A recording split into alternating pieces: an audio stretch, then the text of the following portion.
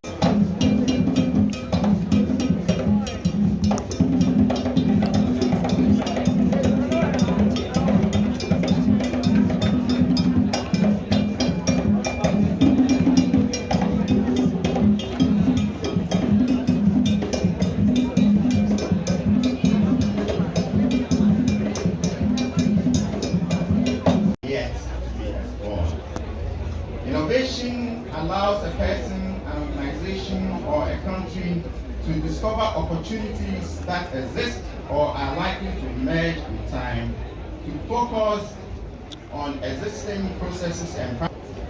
Mr. Chairman, indeed, creativity and innovative problem solving go hand in hand. Creative thinking provides the foundation for innovation and collaboration in navigating the global complexities of the 21st century. We will first look at